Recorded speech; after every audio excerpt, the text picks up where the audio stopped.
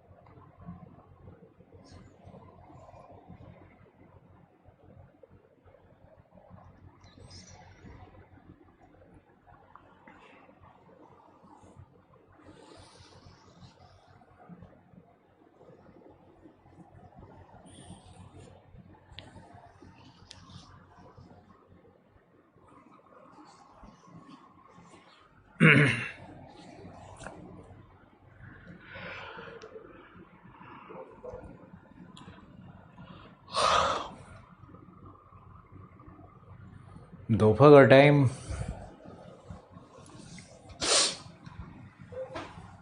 बिना कैमरे के सामने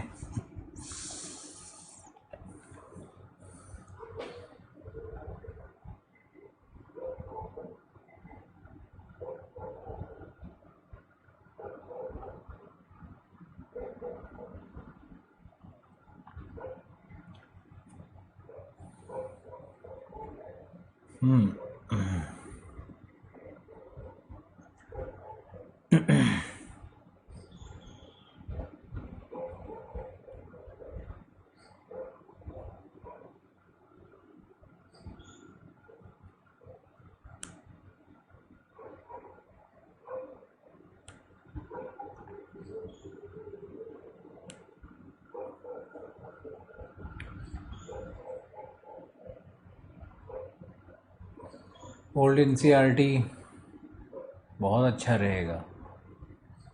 इसमें जो डेटा है वो थोड़ा पुराना है, 20 साल, लेकिन अच्छा रहेगा।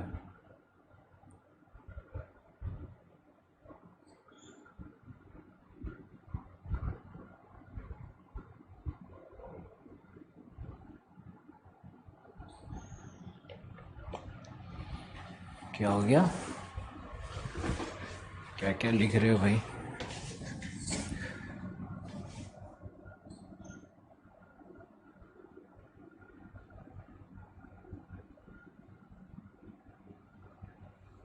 जीएस वाले को ऑप्शनल वाले में किसने सम्मिलित कर दिया है? हम तो ये सब कुछ करते नहीं है।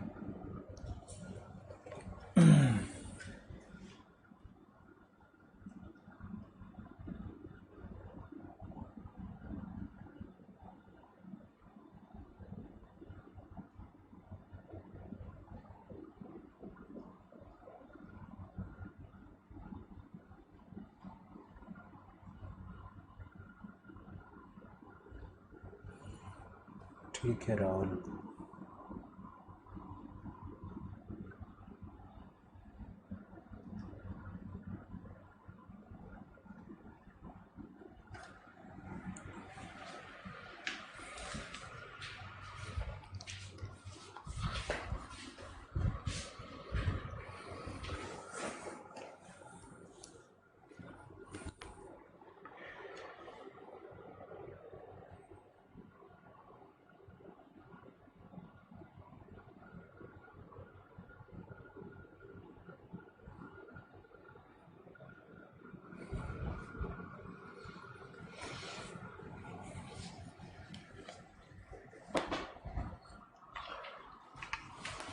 चलो आज का विषय लेते हैं इंडस्ट्री।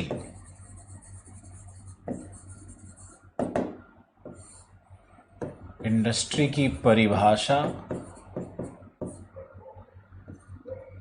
फिर विनिर्माण क्या है,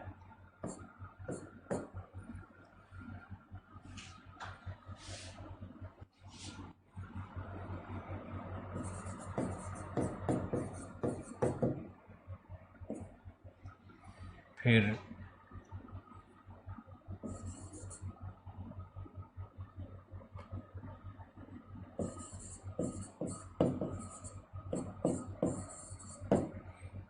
औद्योगिक अवस्थिति के निर्धारक कारक।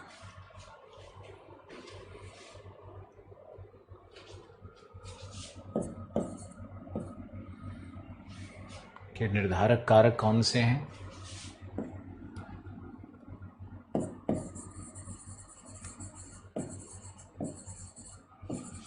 थॉमसन का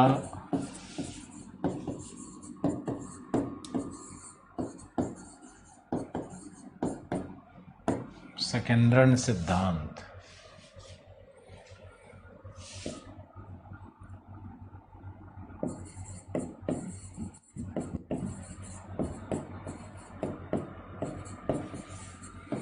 औद्योगिक प्रदेश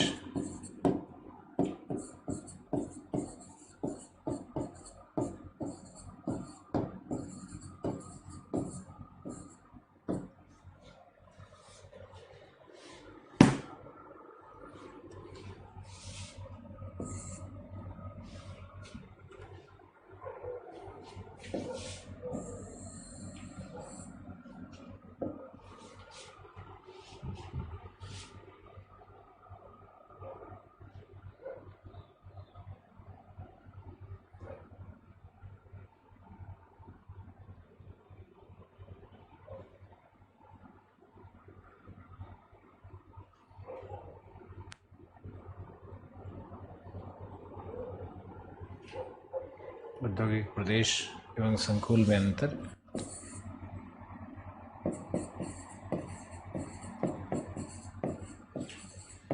विश्व के औद्योगिक प्रदेश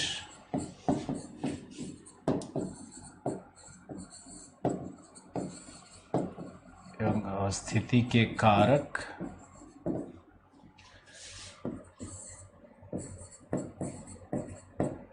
भारत के औद्योगिक प्रदेश एवं अवस्थिति के कारक।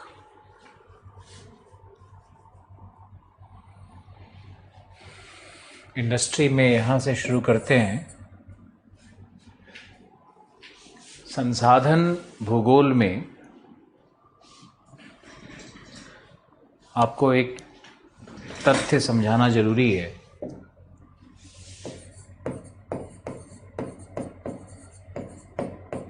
संसाधन भूगोल में मान लो वन संसाधन है,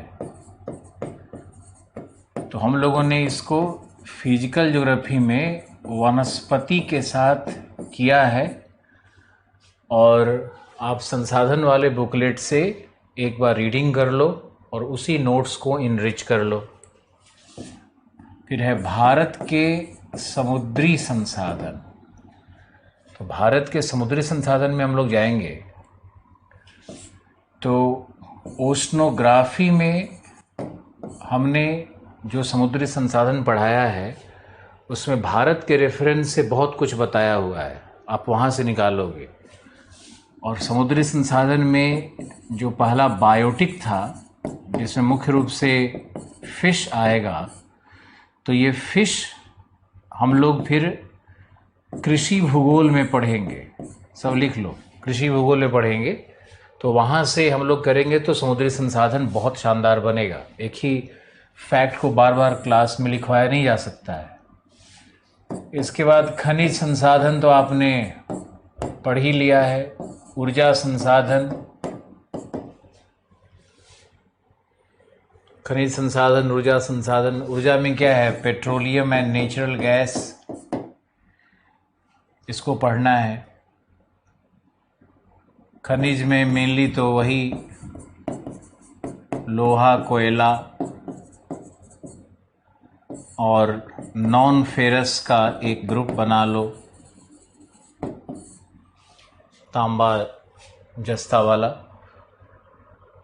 खनिज बेल्ट क्या है, खनिज का आर्थिक महत्व क्या है भारतीय खनिज का, वो सब मैंने करवा ही दिया है।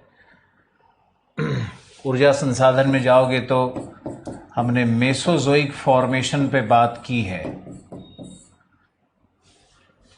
और ऊर्जा संसाधन का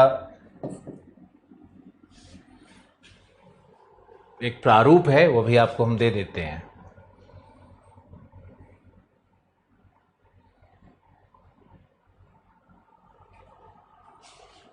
कुछ खास नहीं रहता है। एनसीईआरटी पलट लोगे, कोई भी बुक पलट लोगे तो वहाँ पे ये सब चीज़ें वैसे ही फैक्ट के रूप में दी गई रहती है।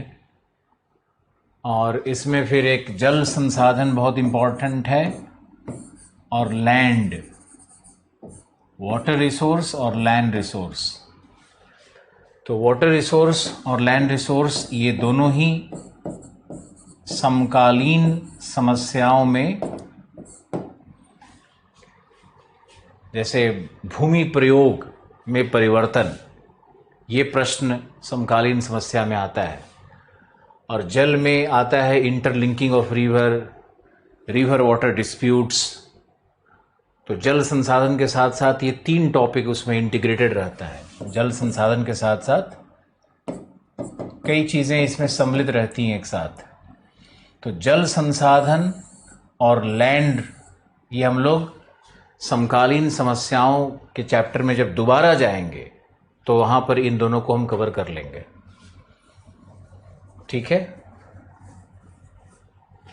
एनर्जी क्राइसिस करवा ही दिया। तो अभी जल संसाधन और भूमि संसाधन, लैंड रिसोर्स, इन दोनों को करना है।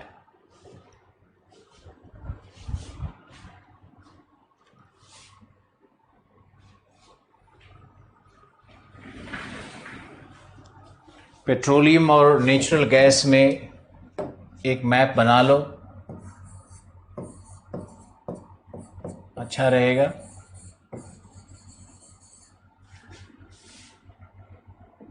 वितरण को दर्शाने के लिए।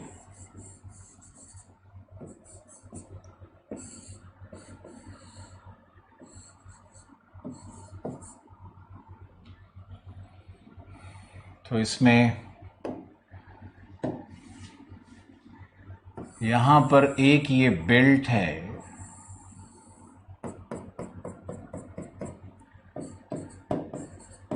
यह संभावित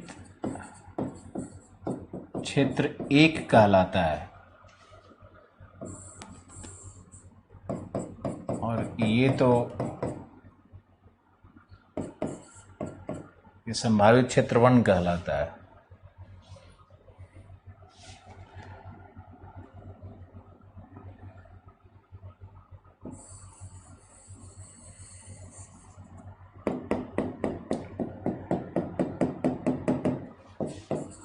ये है तटीय संभावित क्षेत्र। तटीय संभावित क्षेत्र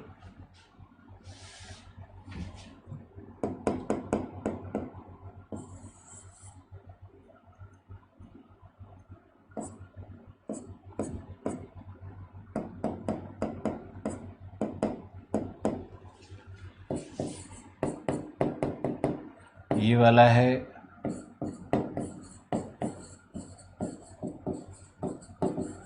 संभावित क्षेत्र 2।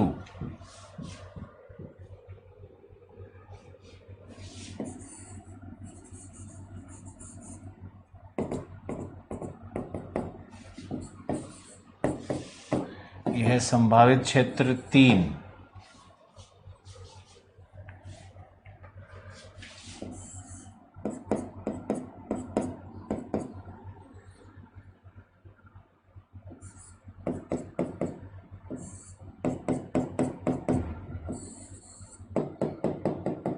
ये भी संभावित क्षेत्र है।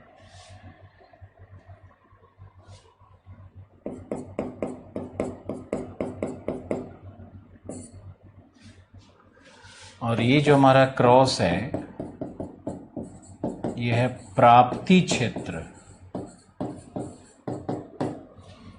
प्राप्ति क्षेत्र है, तो प्राप्ति क्षेत्र 1, 2 और 3, 3 प्राप्ति क्षेत्र है। पहला प्राप्ति क्षेत्र है असम प्लेन्स, जहाँ पे नहरकटिया, डिगबोई, शिवसागर, माकूम, नज़ीरा, ये सारे क्षेत्र हैं जहाँ पेट्रोलियम और नेचुरल गैस मिलते हैं। और भारत के कुल उत्पादन का लगभग ये 14% है, असम प्लेन्स। दूसरा है गुजरात प्लेन्स। तो यहाँ पर है अंकलेश्वर, मेहसाना, कालोल, भरौच, वडोदरा, हजीरा,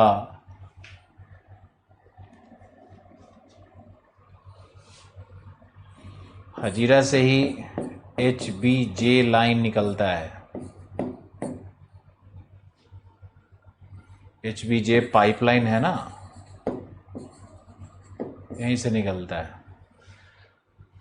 तो ये सब गुजरात का फील्ड है। गुजरात में भी लगभग 15% टोटल प्रोडक्शन का प्राप्त होता है। ये गुजरात और असम आगे पीछे होते रहता है, कभी असम 15 हो जाता है, कभी गुजरात 14 हो जाता है, इन दोनों में ऐसे ही चलते रहता है। और तीसरा रीज़न है हमारा मुंबई हाई, जो सबसे बड़ा उत्पादक है और लगभग ये 65% का प्रोडक्शन यहीं से आता है, मुंबई हाई से। यहाँ पर एलियाबेट, बसीन, दो और क्षेत्र है, एलियाबेट, बसीन, मुंबई हाई। ये पूरा क्षेत्र मिला करके लगभग 65% प्रोडक्शन करता है। चौथा है केजी फील्ड्स, यहाँ पर रावा फील्ड्स है जहाँ पे रिलायंस प्रोडक्शन करती है नेचुरल गैस का। तो केजी फील्ड्स है, कृष्णा गोदावरी फील्ड्स। पांचवा क्षेत्र है कावेरी डेल्टा या कावेरी फील्ड्स।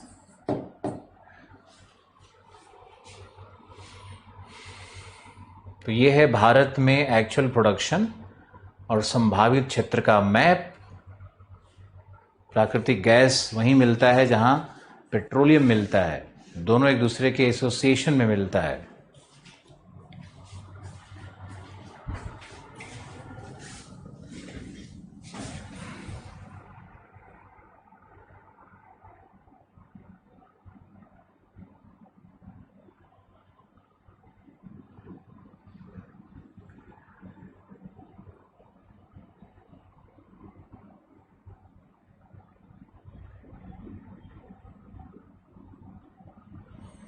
आपने जियोमॉर्फोलॉजी से इंटर किया है, बैकऑफ वीडियो बिल्कुल है, बिल्कुल बैकअप वीडियो है। क्यों नहीं बैकअप वीडियो है? सब लोगों के लिए बैकअप वीडियो के लिए मैंने बोला है ऑफिस को, लेकिन फ़ी पेमेंट्स का इशूज़ होगा।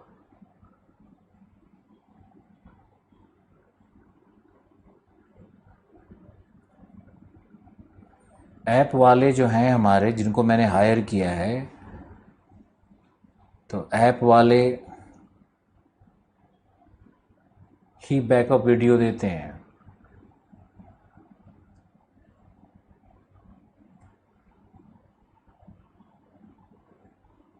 कोई बात नहीं दीपक।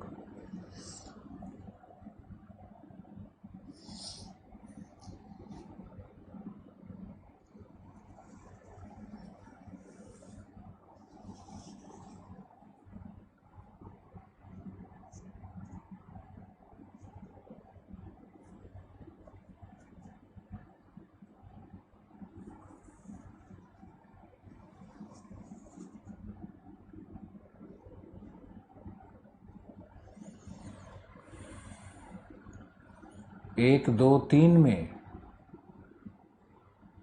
पहला है नहरकटिया, डिगबोई, शिवसागर, माकूम, नजीरा।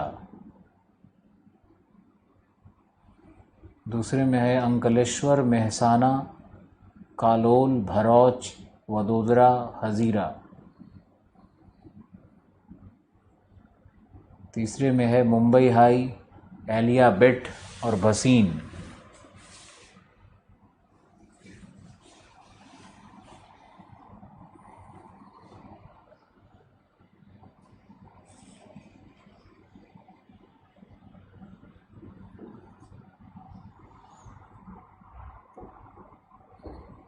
अब लिखो संभावित क्षेत्र 1।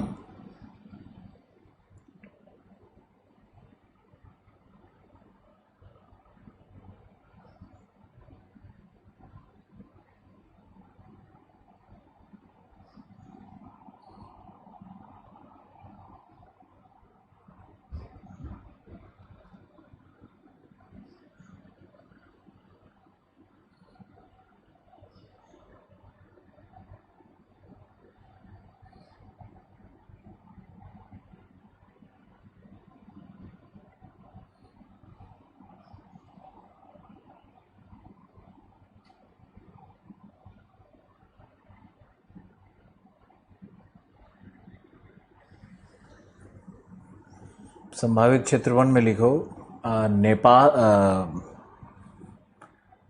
शिवालिक का पर्वत पादीय क्षेत्र एवं तराई बेल्ट।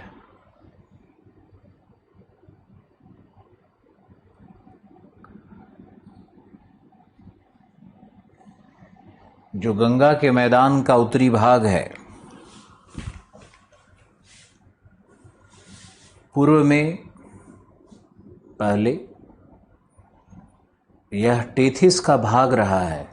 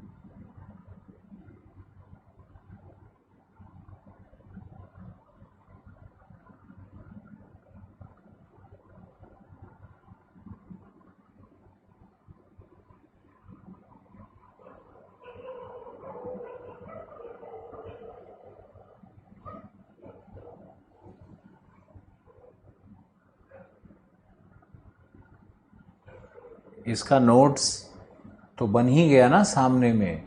नोट्स में की पॉइंट और मैप तो आ ही गया।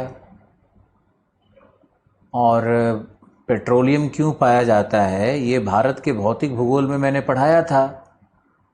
मेसोजोइक फॉर्मेशंस को देखो, भारत में पेट्रोलियम क्यों बना, कैसे बना, उस पर तो पहले ही लिखवाया हुआ है। तो पेट्रोलियम की उत्पत्ति पे अब जब तक आप लोग ये सीखोगे नहीं कि नोट्स का सही उपयोग क्या है और नोट्स के एक भाग को याद करके दूसरे भाग में कहाँ जोड़ना होता है, तो ज्योग्राफी कभी सॉल्व नहीं होगा। यही कारण है कि ज्योग्राफी में हिंदी माध्यम में पतन हुआ है, क्योंकि हिंदी माध्यम के स्टूडेंट को अब एक चैलेंज है कि वो बहुत सारे तथ्यों को जोड़ सकें। संभावित क्षेत्र 1 टेथिस का भाग था ये। तो टेथिस का बेड है, देखो यहां पोरस चट्टानें मिलती हैं, रंध्रता युक्त चट्टानें मिलती हैं।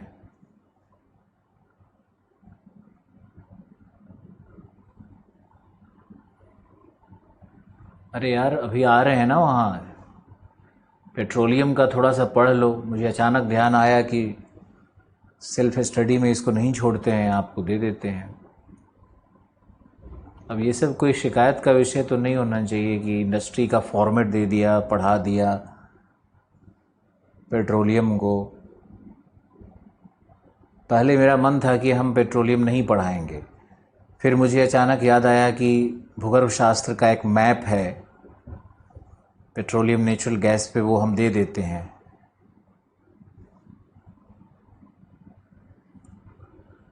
आपको तो खुश होना चाहिए। आप लोगों के लिए एक पेज में अगर एक कटिंग लग जाए तो इतना बड़ा अपराध, ऐसे रिएक्ट करता है सब लोग। खैर, आप आदर्श रिएक्ट नहीं कर रहे हो, आप अच्छे भाव से लिख रहे हो, लेकिन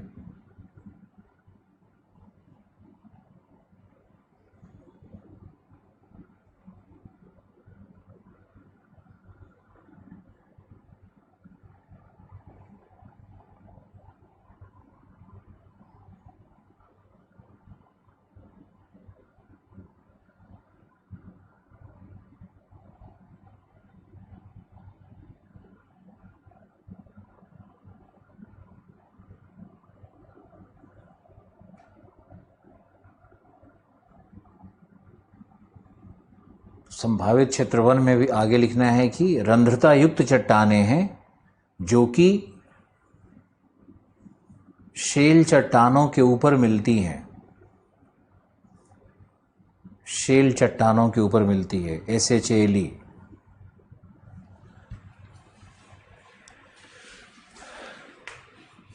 शेल चट्टानों के ऊपर मिलती है। लिखो, शेल चट्टान अपारगम्य होते हैं।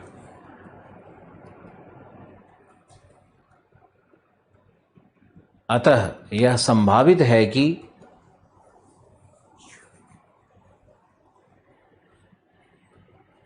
सूक्ष्म जीवों से भरे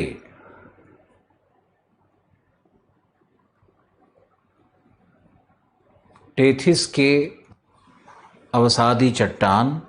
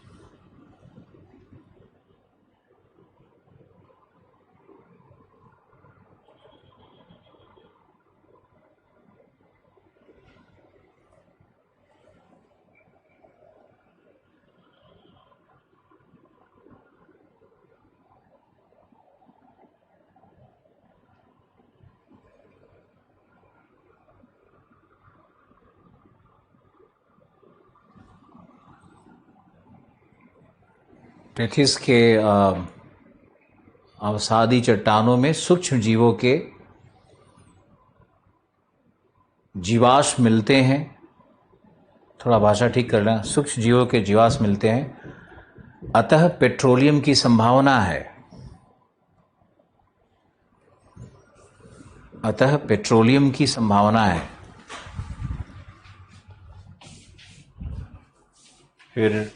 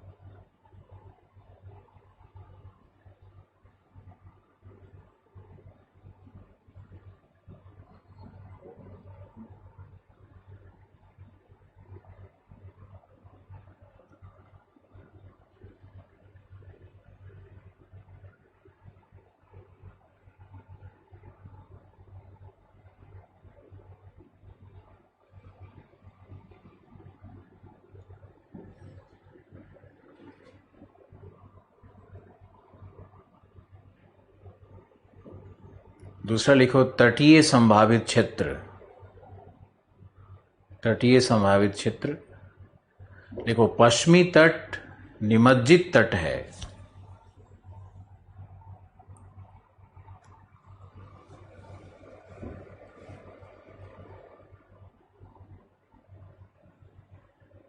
जबकि पूर्वी तट पर अवसादों के निक्षेप प्राप्त होते हैं। पूर्वी तट पर अवसादों के निक्षेप प्राप्त होते हैं।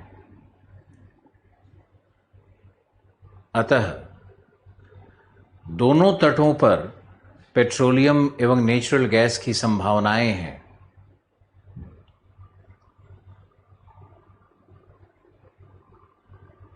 क्योंकि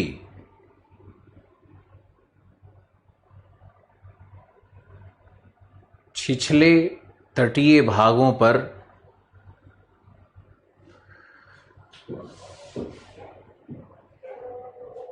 अवसादी चट्टानों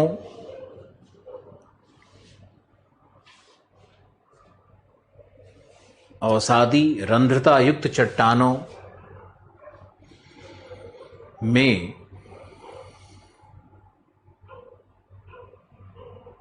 पेट्रोलियम एवं नेचुरल गैस की संभावना होती है। पेट्रोलियम एवं नेचुरल गैस की संभावना होती है।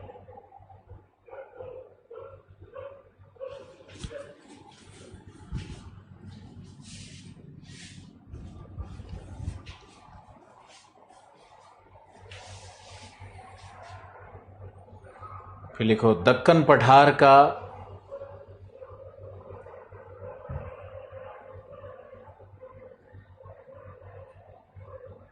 भाग संभावित क्षेत्र 3,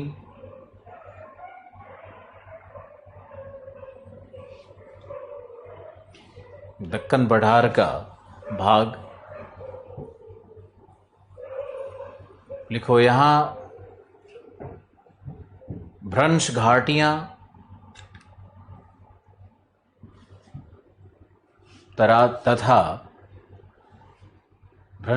तथा पुरातन जीवाश्म युक्त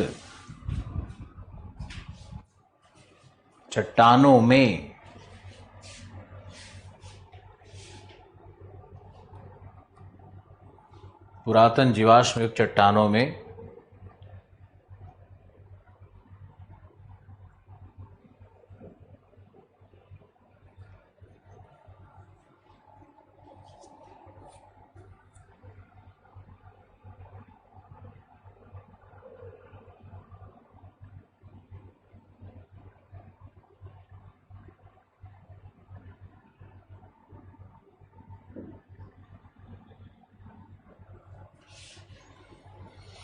पेट्रोलियम एवं नेचुरल गैस की संभावना व्याप्त है।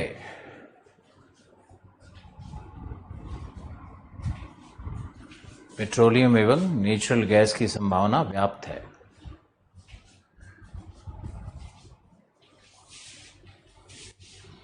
तो पेट्रोलियम पे आप जो मैंने ये इनपुट दिया, माइंस के नाम बताए, इसको याद रखोगे तो कोई भी प्रश्न आता है तो वहाँ तथ्यों का प्रयोग किया जा सकता है। बाकी पेट्रोलियम का कंजर्वेशन कैसे होगा, ऊर्जा क्राइसिस जब मैंने पढ़ाया तो उसमें मैंने सब लिखवा दिया है।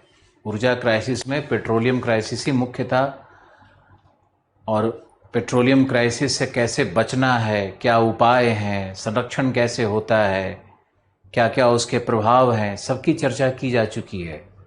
तो बुद्धिमान स्टूडेंट तो वही है जो ऊर्जा संकट में पढ़ाए गए तथ्यों को पेट्रोलियम संकट में भी ला करके और उसको जोड़ेगा, उसको लिखेगा।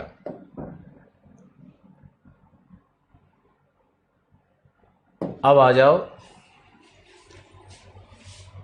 आदर्श का शिकायत दूर करते हैं। अब आ जाओ इंडस्ट्री पे। इंडस्ट्री की परिभाषा शुरू करते हैं। यूनाइटेड नेशंस के चार्टर में एक बहुत ही इंटरेस्टिंग परिभाषा है। विनिर्माण क्या है, इंडस्ट्री क्या है,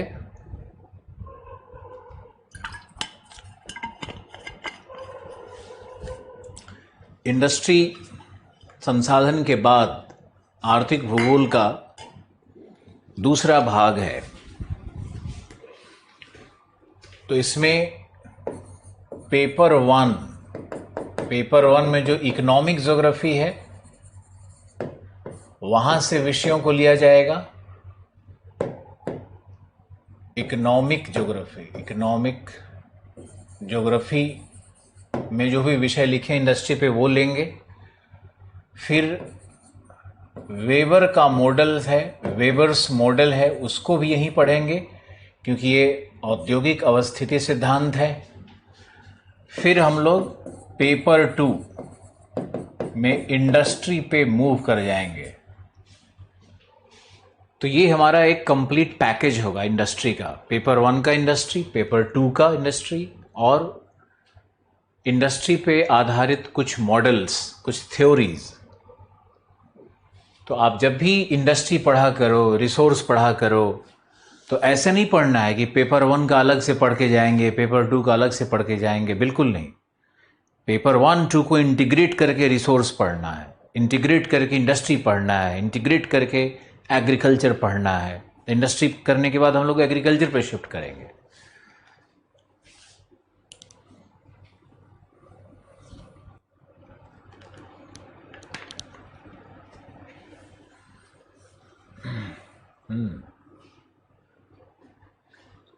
तो आप इसके लिए रेफरेंस बुक क्या होगा, कहाँ से पढ़ें, एक प्रश्न रहता है ये। तो एनसीईआरटी, वर्ल्ड, इंडिया दोनों में जो इंडस्ट्री दिया हुआ है उसको आप पढ़िए। थ्योरेटिकल पार्ट सारा रूपा मेड सिंपल में बहुत अच्छा दिया है। रूपा मेड सिंपल से इंडस्ट्री को पढ़िए। रूपा मेड सिंपल जो वॉल्यूम 2 है, ह्यूमन एंड इकोनॉमिक ज्योग्राफी, वहाँ से पढ़ना है। हिंदी में उपलब्ध नहीं है, नहीं पढ़ेंगे तब भी काम चलेगा, क्योंकि आपको उसमें से जो भी है वो सब तो हम क्लास में करवाएंगे ही, उससे बहुत ज़्यादा करवाएंगे, लेकिन उसका भी कुछ पार्ट करवाएंगे।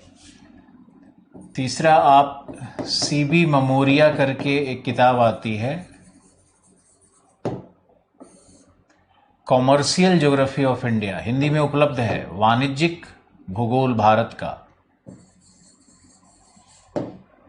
Commercial geography of India. इसमें इंडस्ट्री पर बहुत अच्छा वर्णन किया हुआ है और मुझे तो बहुत अच्छा लगा।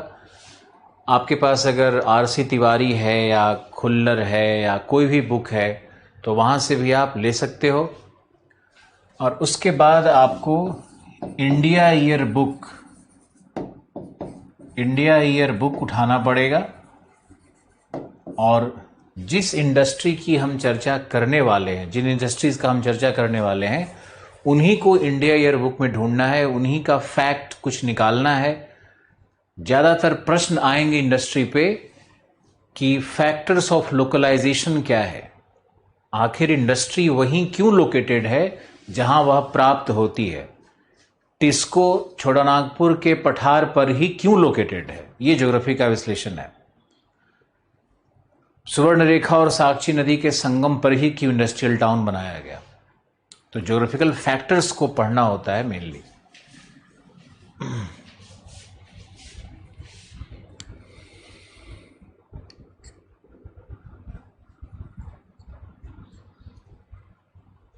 चलिए आइए और इसको पढ़ते हैं। इकोनॉमिक ज्योग्राफी का सेकंड पार्ट, रिसोर्स के बाद लिखो, परिभाषा पहले लिखवाते हैं।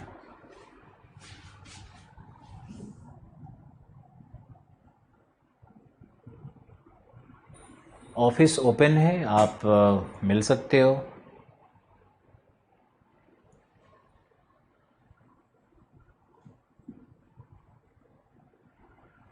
अब तिरुनवली निमज्जित क्यों है, ऐसे छोटे छोटे भूगर्भ शास्त्र के फैक्ट को जान करके क्या करोगे सुरजीत, कहाँ से कहाँ भटक रहे हो।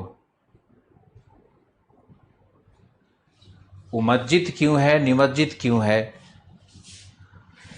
उसका कारण है कि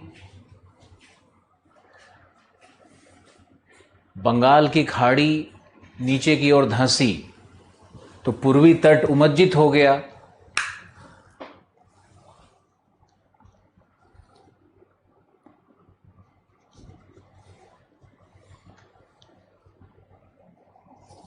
नॉर्थ ईस्ट टिल्ट हुआ है ना, तो उसमें बंगाल की खाड़ी का धंसाव हुआ है, तो तट तट मान लो ऐसे है, बंगाल की खाड़ी नीचे चली गई तो उमज्जित तट जैसा दिखता है, और क्या है।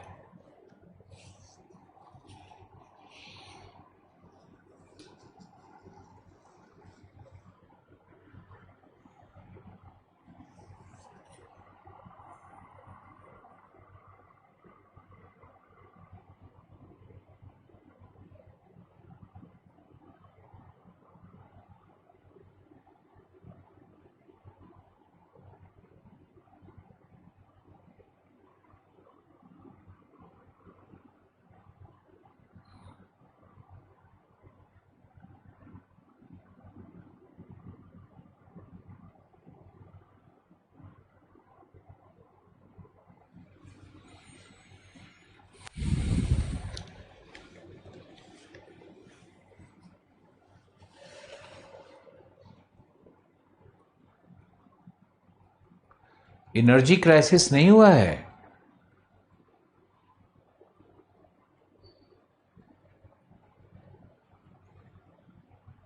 अच्छा, एक्चुअली मेरा कई बैच चल रहा है, ध्यान आपको रखना पड़ेगा थोड़ा सा, कई बार हम मिस वो कर ले तो हो जाता है।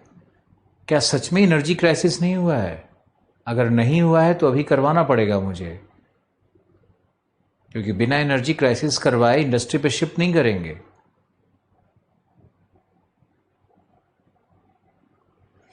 एनर्जी क्राइसिस पेपर 1 में भी है, पेपर 2 में भी है।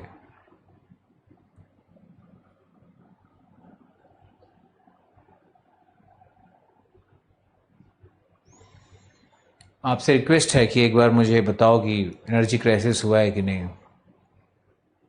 नहीं हुआ है?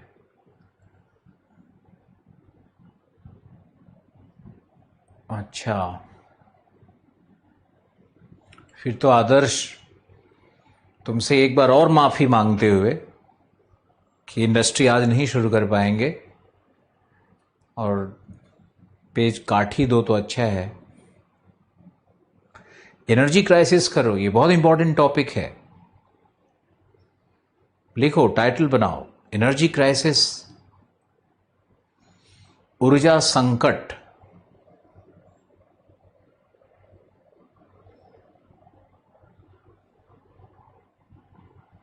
ओके, अंकुर प्रकाश सारे लोग लिख दिए। राहुल, मुझे पता चल गया कि एनर्जी क्राइसिस नहीं करवाया है, तो पहले एनर्जी क्राइसिस करवाएंगे, क्योंकि संसाधन भूगोल का विषय है और व्यापक विषय है।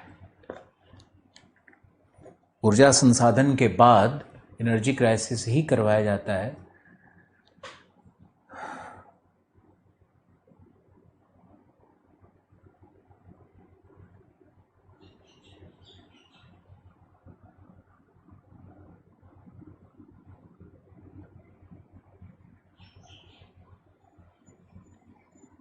चलो टाइटल बनाओ, ठीक है ठीक है ठीक है, बस और एसएमएस की ज़रूरत नहीं है। आप लिखो ऊर्जा संकट क्या है, और ऊर्जा संकट को पहले समझने का प्रयास करते हैं कि ऊर्जा संकट क्या है।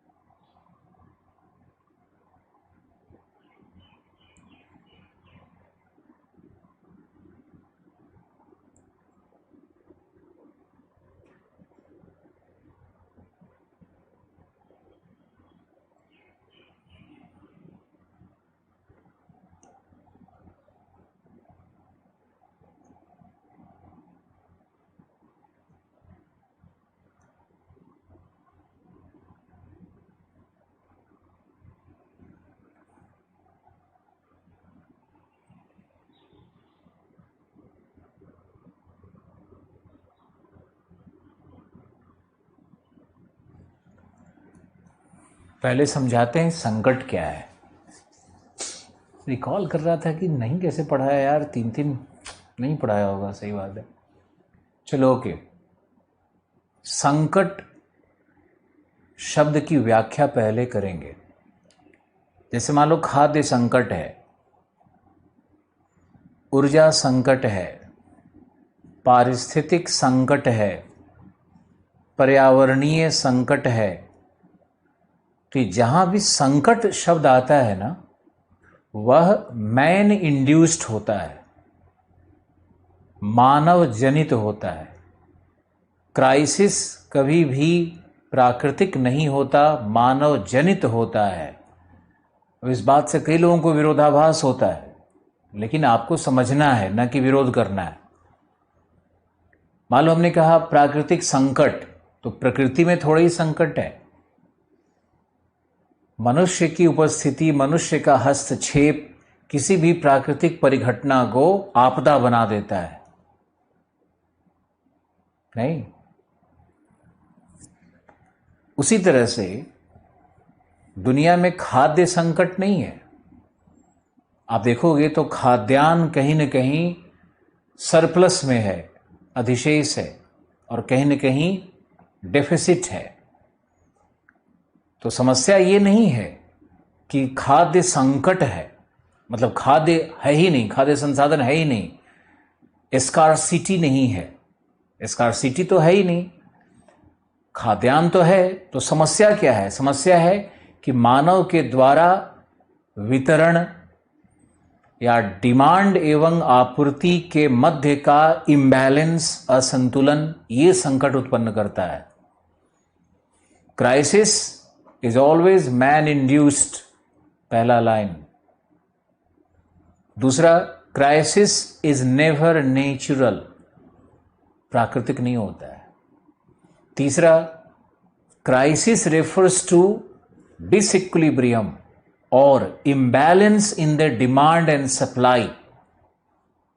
मांग और आपूर्ति के बीच में जब असंतुलन होता है, या वितरण संबंधी जब अवरोधक आते हैं, चाहे राजनीतिक हो, चाहे कोई भी अवरोधक हो, तब क्राइसिस उत्पन्न होता है। प्रकृति में क्राइसिस नहीं है, प्रकृति में संसाधन बहुत हैं, मानव उस क्राइसिस को उत्पन्न करता है। तो एक मानवीय परिघटना माना जाएगा क्राइसिस को, और इसको हम लिखवाएंगे भी, और आपको लिख करके भी आना है।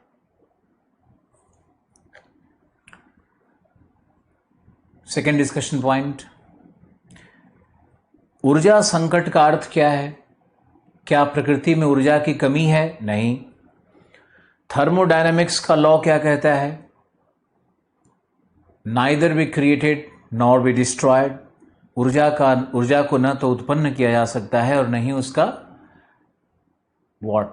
डिस्ट्रक्शन हो सकता है, न तो उसका क्षय होगा। यानी ऊर्जा तो है, तो संकट किस बात का है? वितरण का, उपयोगिता का, डिमांड सप्लाई के मध्य संतुलन का। तो ऊर्जा संकट का कारण भू राजनैतिक हो सकता है, मानवीय हो सकता है, आर्थिक या टेक्नोलॉजिकल हो सकता है। प्रकृति में कोई संकट नहीं है।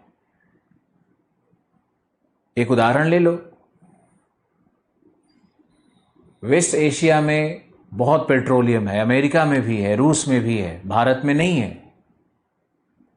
तो भारत में ऊर्जा संकट की दशा है, लेकिन प्रकृति में ऊर्जा संकट थोड़ी है। कितना सरप्लस है अन्य देशों के पास। अब एक और पक्ष लेते हैं, ऊर्जा संकट शब्द कहां से आया, उत्पत्ति कैसे हुई?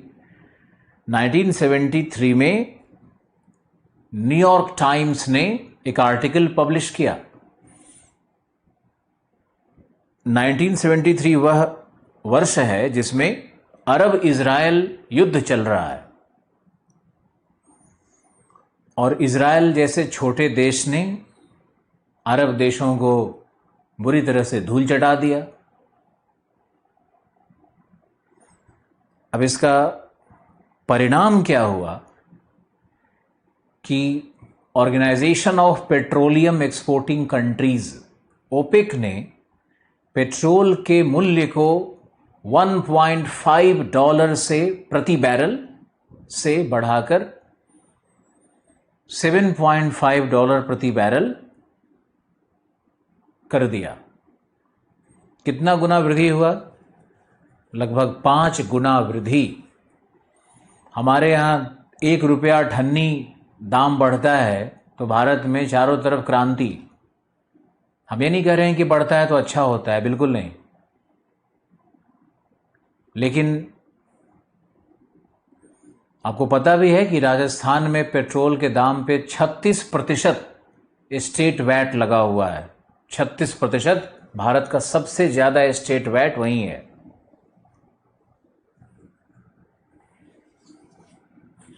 टूरिज्म पे आधारित कंट्री राज्य है ना, तो वहां तो व्हीकल्स बहुत घूमते हैं, तो सरकार जम के वसूलती है। अब उसका खामियाजा भुगतना पड़ रहा है वहां के लोकल लोगों को भी, उनको भी पेट्रोल महंगा मिलेगा। खैर, ओपेक ने पेट्रोलियम के मूल्य को 5 गुना बढ़ा दिया।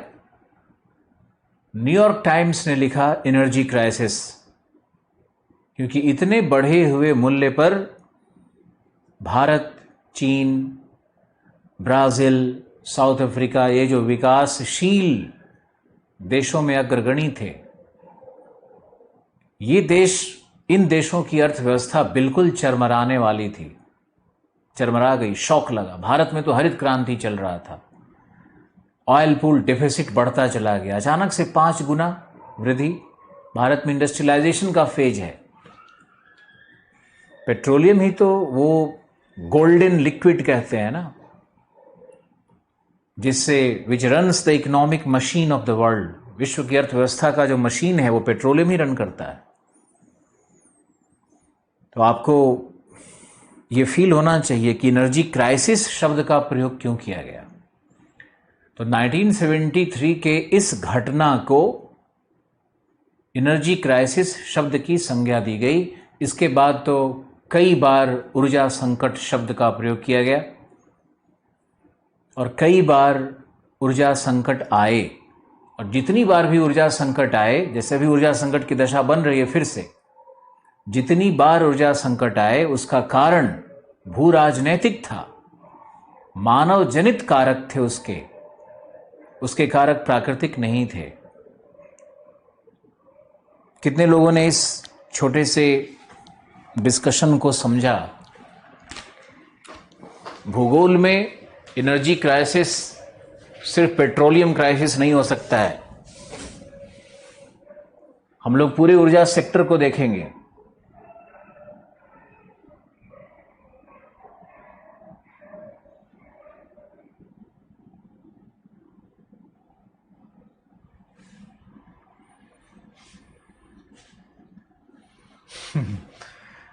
आदर्श सिंह यादव लिख रहे हैं, नहीं काटूंगा।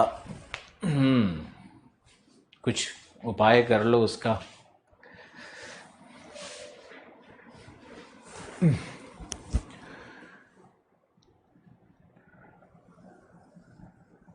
नाइनटीन 1973 वाली इस घटना को याद रखना है। अभी एक ग्राफ दे रहे हैं आपको, फिर ऊर्जा संकट पे आपको लिखवाया भी जाएगा। और एक ग्राफ बनाओ,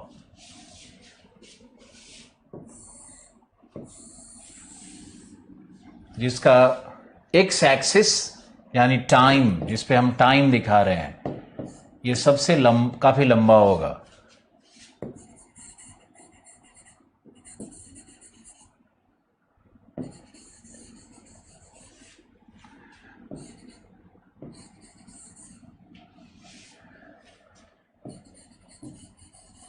यहाँ पे लगातार क्राइसिस है। दिस इज योर 1973, 1979, 1990, 1997, 2001 to 2007, ये पीरियड भी है जो लगातार क्राइसिस बना रहा है यहाँ पर इस तरह से, और फिर इस तरह जाके फिर ये नीचे डिप किया है और फिर ये इस तरह से चढ़ता जा रहा है। ये तुम्हारा है 2015। अब सब जगह लिख देते हैं। देखो यहाँ पर है अरब इजराइल वॉर, यहाँ पर है इस्लामिक रिवॉल्यूशन, अरब इजराइल युद्ध, इस्लामिक क्रांति जो हुई थी ईरान में 1990 में आएगा, पश्चिम एशिया संकट, पश्चिम एशिया संकट, वेस्ट एशियन क्राइसिस, सब युद्ध वाला ही है, सब क्रांति वाला ही है। यहां पर लिख दो लोवेस्ट प्राइस, सबसे न्यूनतम प्राइस प्राप्त होता है 97 में आकर के।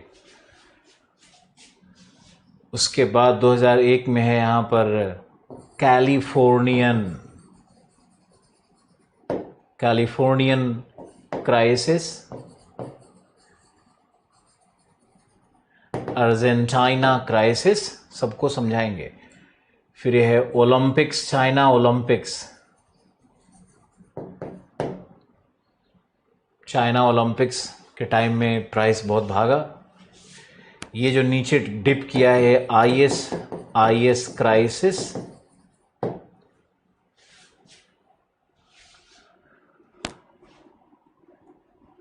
और जो अभी ये है यहां पे ये प्रेजेंट, ये पूरा कोरोना क्राइसिस, बात करेंगे उस पर, लेकिन पहले इस ग्राफ को बनाओ।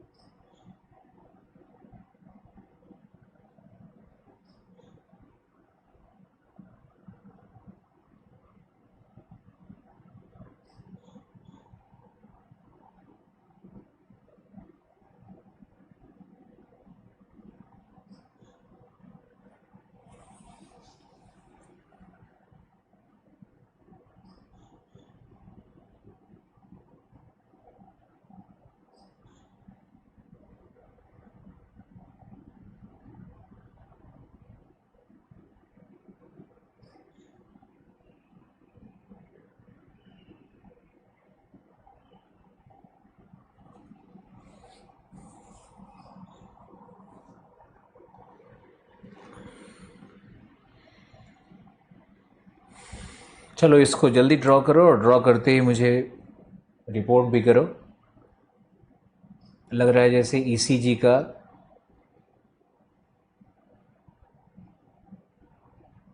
73 में है अरब इजराइल वॉर, एक बार दोबारा पढ़ रहे हैं, ध्यान से सुन लो।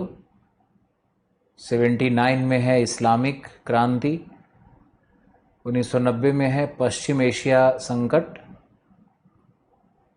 1997 में है न्यूनतम मूल्य, 2001 से 2007 के बीच में है कैलिफोर्निया संकट, अर्जेंटीना संकट, और ओलंपिक्स, चाइना ओलंपिक्स। फिर एक बार प्राइस नीचे आया है, उसको आईएस क्राइसिस,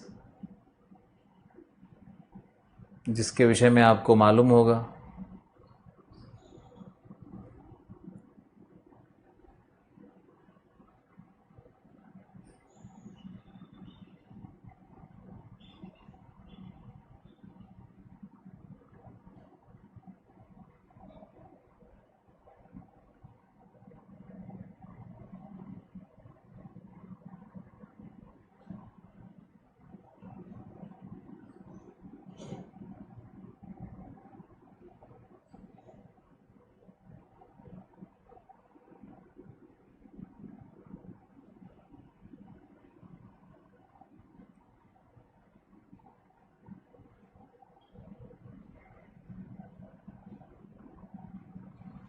लिख लिए?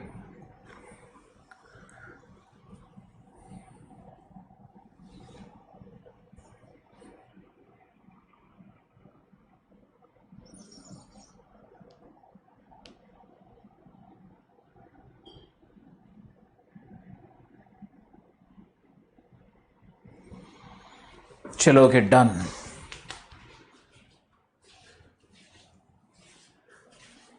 चलिए, इस पे नोट्स लिखिए, नोट्स लिखिए और फटाफट लिखिए। लिखो, ऊर्जा संकट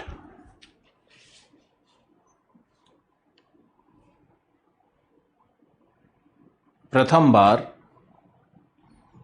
नहीं, ऊर्जा संकट शब्द का प्रयोग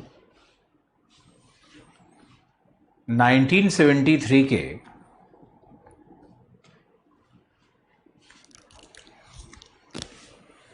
पेट्रोलियम मूल्य में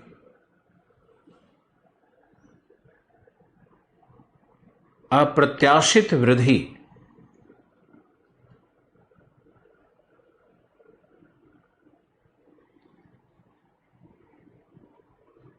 के लिए किया गया,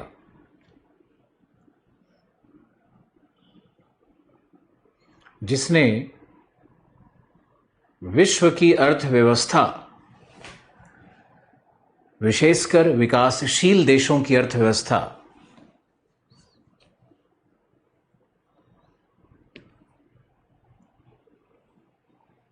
में प्रघाती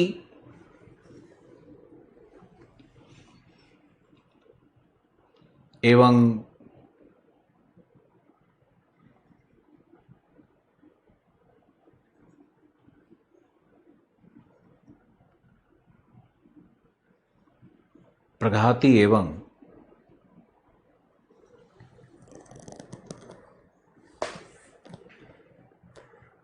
विनाशक प्रभाव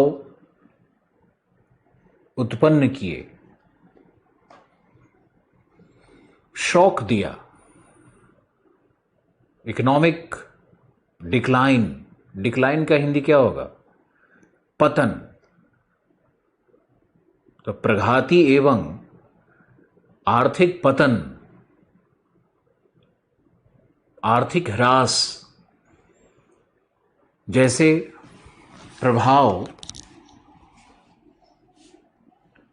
उत्पन्न किए। देखो, पेट्रोलियम का मूल्य $1.5 प्रति बैरल से बढ़कर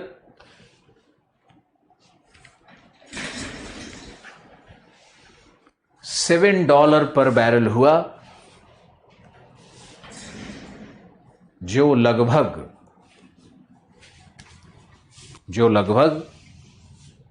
5 गुना, जो लगभग 5 गुना बढ़ोतरी था, 5 गुना वृद्धि था। यह वृद्धि आकस्मिक, अवांछित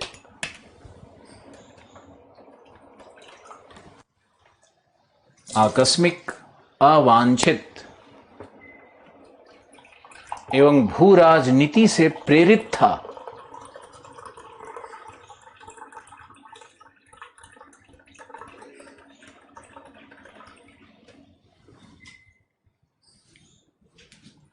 जिसके कारण कई अर्थव्यवस्थाएं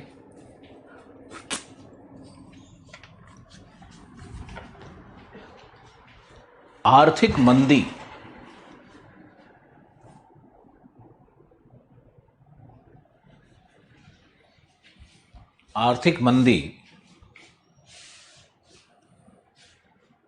ट्रैप्ड इन इकोनॉमिक डिप्रेशन, आर्थिक मंदी में फंस गए।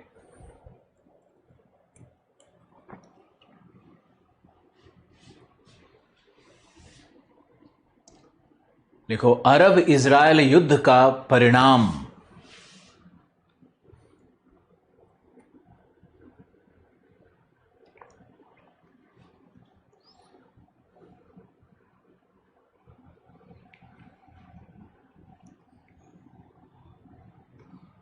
अरब इजरायल युद्ध के परिणाम स्वरूप ओपेक ने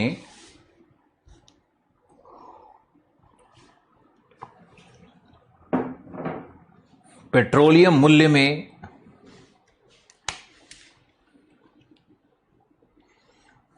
वृद्धि की।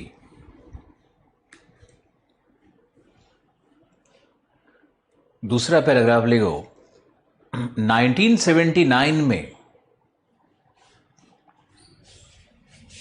इसको 1 2 3 ऐसे फेज बना सकते हो,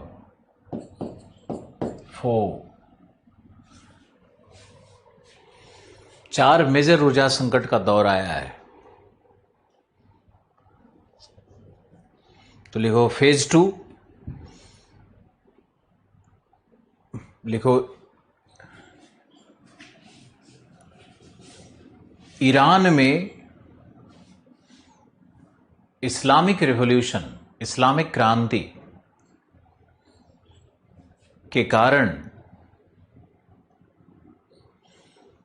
इस्लामिक रिवॉल्यूशन का मतलब था कि जो वहां का धर्म गुरु है उसके हाथ में सत्ता चली गई, और जो धर्म गुरु है वही मिलिट्री का हेड बन गया। वहां के मिलिट्री का हेड वहां का धर्म गुरु हो गया। उसी तरह से कि भारत में शंकराचार्य बन जाए मिलिट्री का हेड, और न्यूक्लियर आर्म्स चला जाए शंकराचार्य के पास।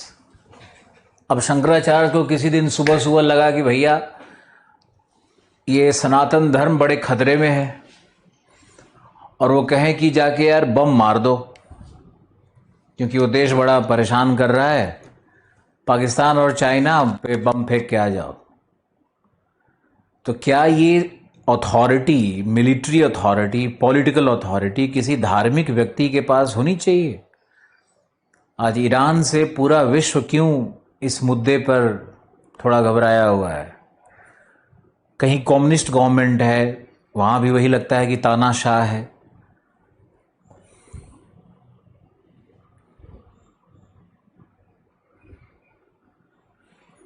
चाइना में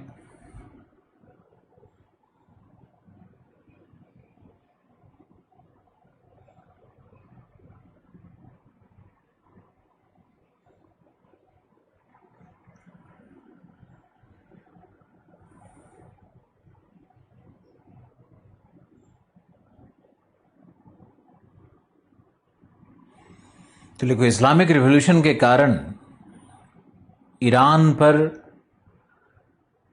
तेल निर्यात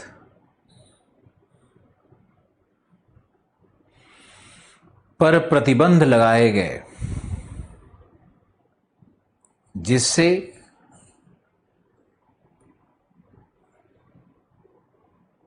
आपूर्ति में कमी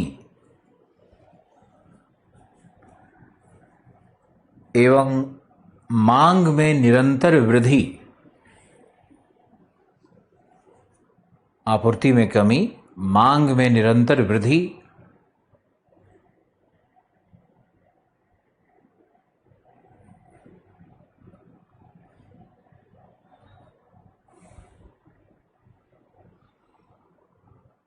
अतः पेट्रोलियम का मूल्य $32 प्रति बैरल हो गया। 7-8 डॉलर से $32, 4 गुना वृद्धि।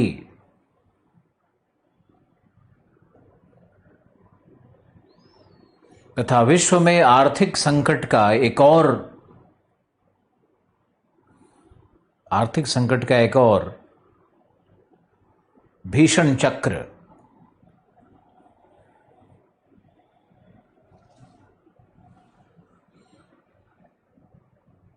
ओईसीडी देशों ने, ओईसीडी जो विकसित राष्ट्र हैं, ओईसीडी देशों ने इस मूल्य को सौदेबाजी के द्वारा लगभग $23 प्रति बैरल पर निर्धारित किया।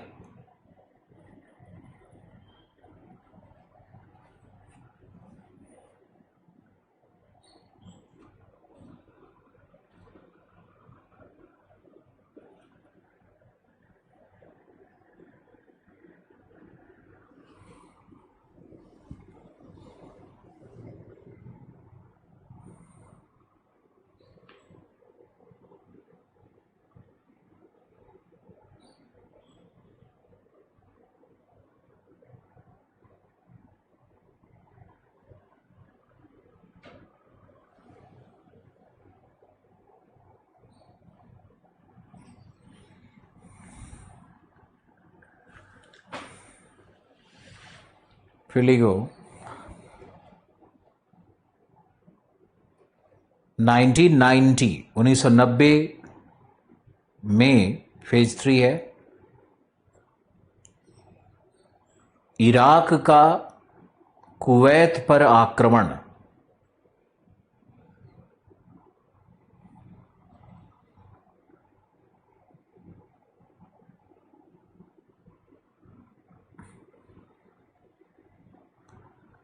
तथा इराक एवं कुवैत की अर्थव्यवस्था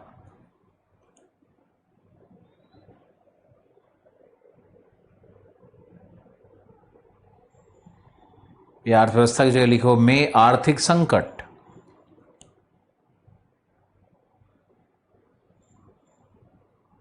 तेल का निर्यात बाधित।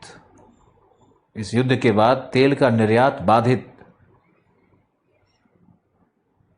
इराक ने कुवैत पे आक्रमण कर दिया, कुवैत पे कब्जा करने लगा, तो यूएसए अमेरिका ने बॉम्बिंग शुरू कर दिया इराक के ऊपर में, ऑपरेशन कर दिया इराक पे कि कुवैत को ये खा रहा है। तो कुवैत से लौटने के पहले इराकी सैनिक उसके सारे तेल के कुओं में आग लगा दिए। पूरा तेल का कुआं धू धू करके जलता रहा। अमेरिका ने फिर सबको बुझाया टेक्नोलॉजी के माध्यम से, जो भी माध्यम से।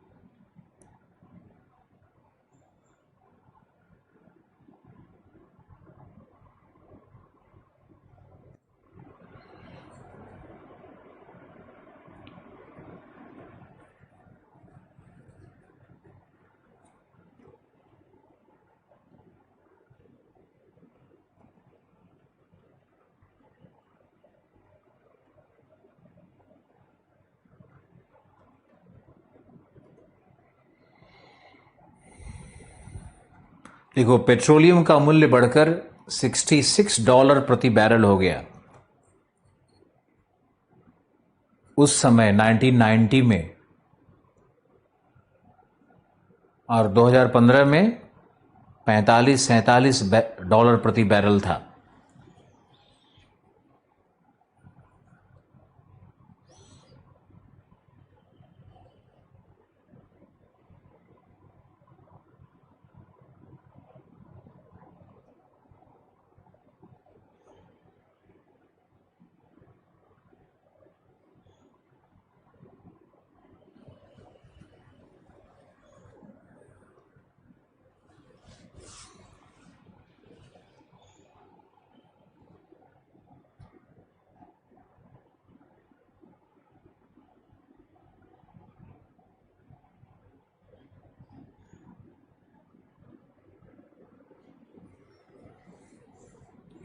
ओके, फिर लिखिए 1997 में, पैराग्राफ चेंज करके, कोई चरण वरण नहीं।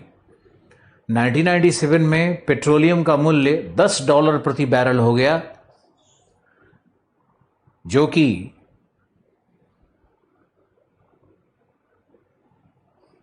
मानव इतिहास का न्यूनतम मूल्य था। मानव इतिहास का न्यूनतम मूल्य था।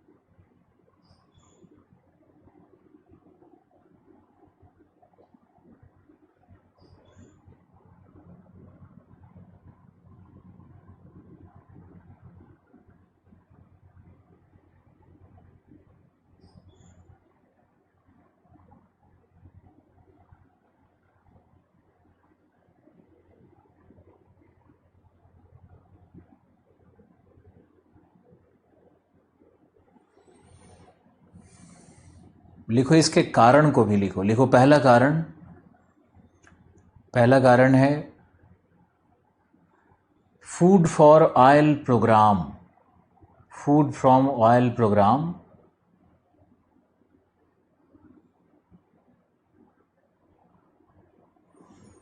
यूनाइटेड नेशंस ने इराक के लिए प्रारंभ किया।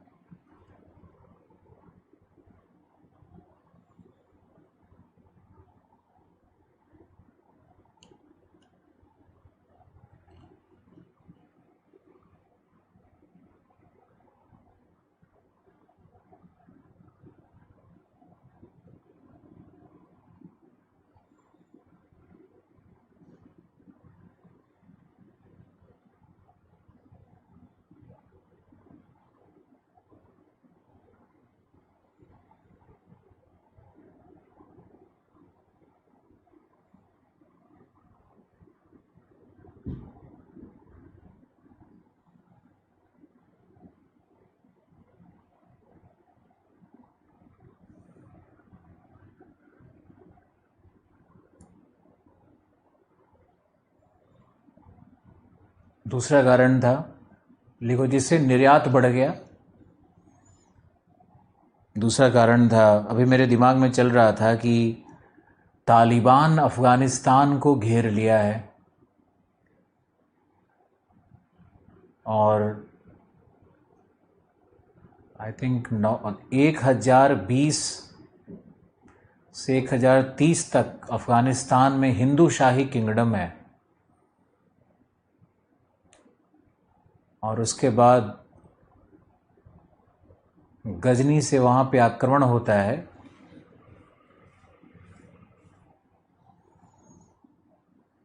और एक एक चीज़ों को तहस नहस करके, एक एक ऐतिहासिक धरोहर को ख़त्म कर दिया गया आज तक। अभी वहाँ तालिबान आएगा, पाकिस्तान में जो टेररिस्ट का एलिमेंट है सब स्ट्रॉन्ग हो जाएगा, और भारत में इन्फिल्ट्रेशन और कश्मीर में हस्तक्षेप, अमेरिका वापस जा रहा है और मेरा हृदय कांप रहा है। भारत को बहुत मजबूत होना पड़ेगा, क्योंकि पाकिस्तान तालिबान के साथ एकदम 100% मिला हुआ है, और तालिबान को सारा आर्म सप्लाई करना और प्रॉक्सी वार वो तालिबान के थ्रू लड़ता है। अब तालिबान से जिहादी को भर्ती करके कश्मीर में भेजेगा। तालिबान में तो बच्चा जन्म लेता है, उसको क्या ही समझाया जाता है।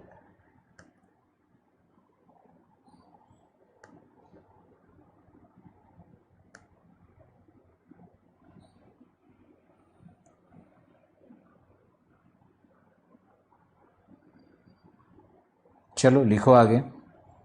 दूसरा कारण था ग्लोबल वार्मिंग के वर्ष होने के कारण, ग्लोबल वार्मिंग के वर्ष होने के कारण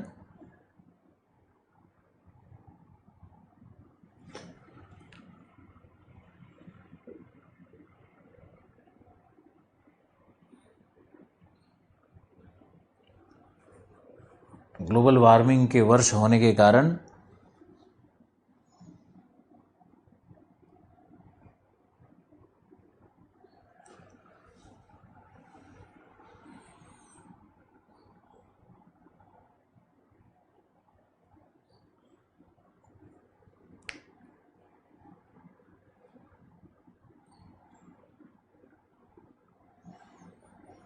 समशीतोष्ण देशों में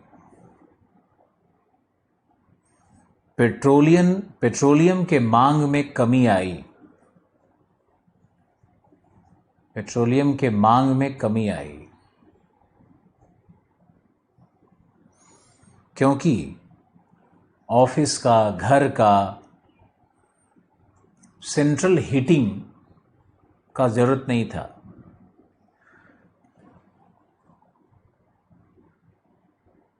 क्योंकि ठंड इतनी सीवियर नहीं थी, घातक ठंड नहीं था। तो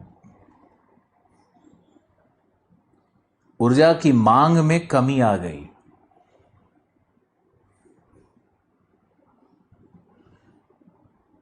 तीसरा कारण लिखो, दक्षिण पूर्व एशिया में आर्थिक संकट उत्पन्न हुआ।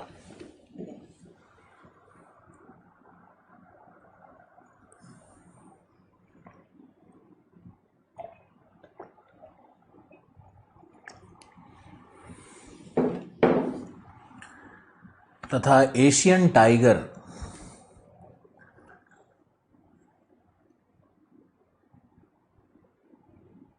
एशियन टाइगर्स कहते हैं ना, सिंगापुर, इंडोनेशिया, मलेशिया, ये सब।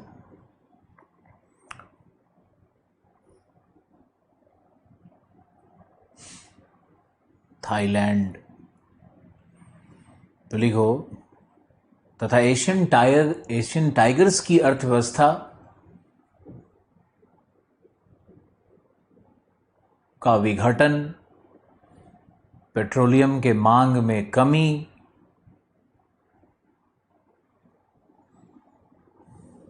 अब लिखो फेज 4।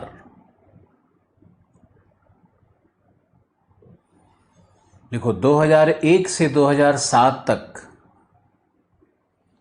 पेट्रोलियम के मूल्य में कई बार अप्रत्याशित उछाल आए।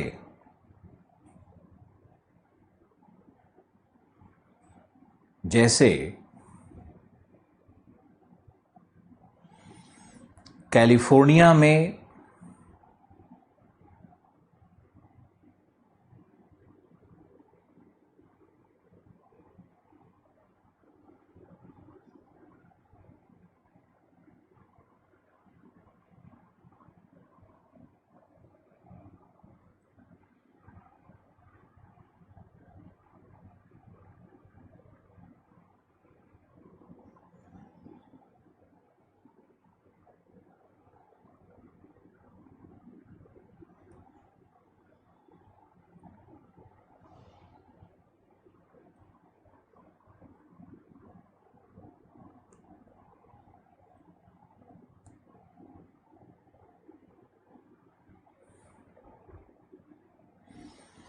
जैसे कैलिफोर्निया में आईटी सेक्टर के द्वारा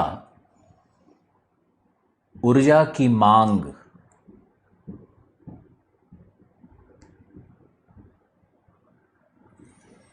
इसी प्रकार चीन में ओलंपिक्स तथा भारत में वाजपेयी गवर्नमेंट के द्वारा शाइनिंग इंडिया कैंपेन, जिसमें अधोसंरचनाओं का बहुत विकास हो रहा था भारत में, गोल्डन क्वाड्रिलैटरल, तो पावर ग्रिड और बहुत कुछ वाजपेयी जी बनवा रहे थे भारत में। प्रधानमंत्री ग्रामीण सड़क योजना पूरे भारत में ही काम लगा हुआ था, पूरे भारत के इंफ्रास्ट्रक्चर में काम लगा हुआ था। शाइनिंग इंडिया कैंपेन कहे उसको दिया गया था नाम। तो लिख लो, चाइना में ओलंपिक्स, भारत में शाइनिंग इंडिया कैंपेन के कारण ओपेक ने भविष्य में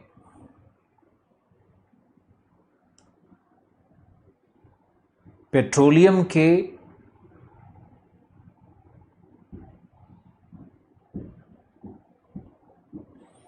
संभावित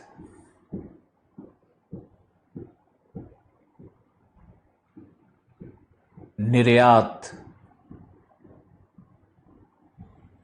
के आधार पर मूल्य वृद्धि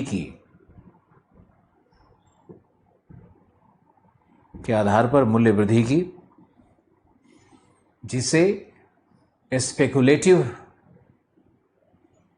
प्राइस हाइक कहते हैं। स्पेकुलेटिव मतलब ओपेक ने अनुमान लगाया कि आने वाले टाइम्स में चाइना भारत बहुत डिमांड करेगा, तो प्रॉफिट उठाना है और पहले ही प्राइस हाइक कर दो। और प्राइस हाइक किया, लेकिन चाइना ने डिमांड ही नहीं किया। चाइना तैयार था पहले से, तो फिर ये प्राइस नीचे गिर गया।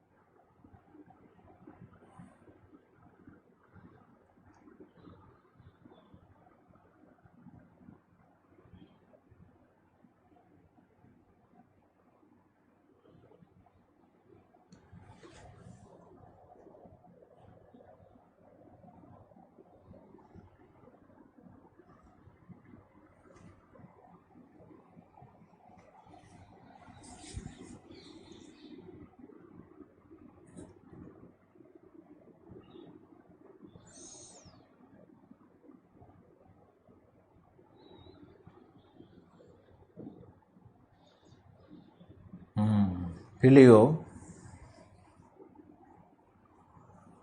अगला पैराग्राफ। इस प्रकार ऊर्जा संकट के कई दौर आए।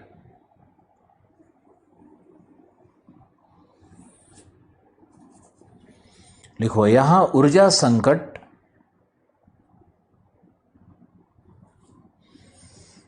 पेट्रोलियम संकट से पर्यायवाची प्रतीत होता है,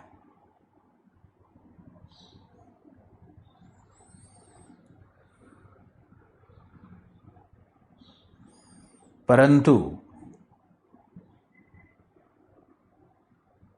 ऊर्जा संकट का अर्थ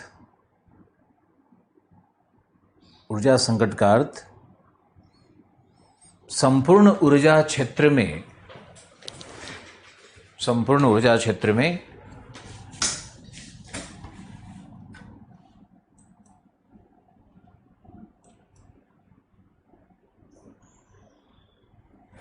ऊर्जा संसाधन के वितरण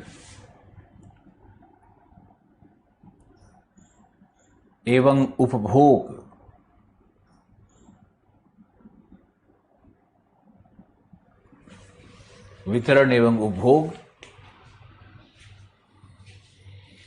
पर आधारित होना चाहिए।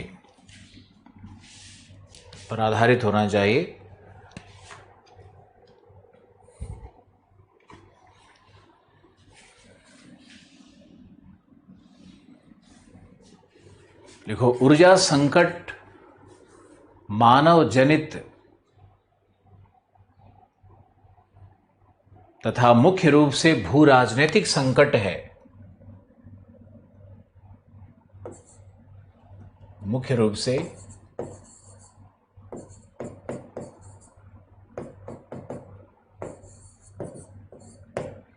भू राजनीतिक संकट है, जिसके निम्नलिखित दुष्परिणाम सामने आए। भू राजनैतिक,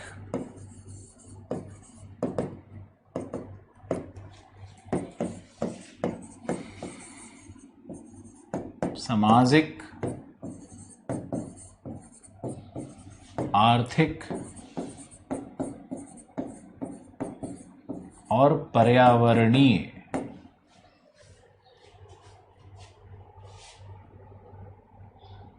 भू राजनीतिक, सामाजिक, आर्थिक और पर्यावरणीय।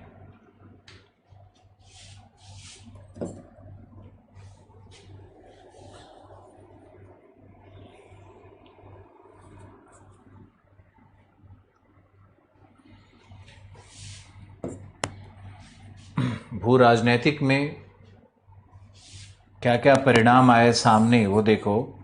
तो है पश्चिम एशिया संकट, दूसरा हिंद महासागर की भू राजनीति, तीसरा परिणाम है कोल्ड वॉर क्या होता है, शीत युद्ध का विस्तार हो गया वेस्ट एशिया के ऊपर में, जिसमें इराक, ईरान ये सब चला गया, सीरिया ये सब चला गया रूस के फेवर में, और अरब, यूएई ये सब आ गया इसके फेवर में, अमेरिकन ग्रुप में आ गया। तो भू राजनीतिक परिणाम यहाँ पे फिर द्विपक्षीय, क्या है द्विपक्षीय, पता नहीं कैसे होगा, द्विपक्षीय बायलैटरल संबंधों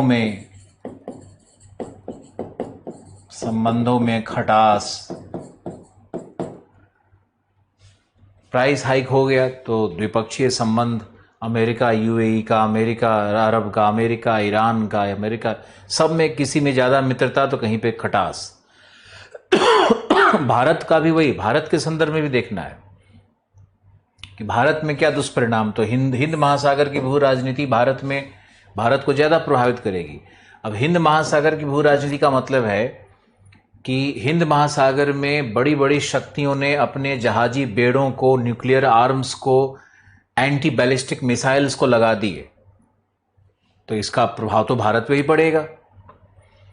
शीत युद्ध का विस्तार हो रहा है, भारत तो NAM, नॉन अलायन मूवमेंट में है, तो दुष्परिणाम भारत पे भी आएगा। द्विपक्षीय संबंध भारत के भी वहां से खराब होने लगे।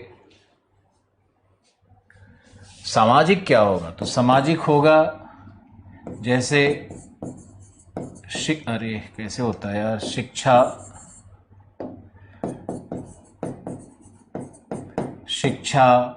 स्वास्थ्य और child, women, backward area development, पिछड़े क्षेत्रों का विकास, बैकवर्ड एरिया डेवलपमेंट प्रोग्राम्स, इस तरह के जो कल्याणकारी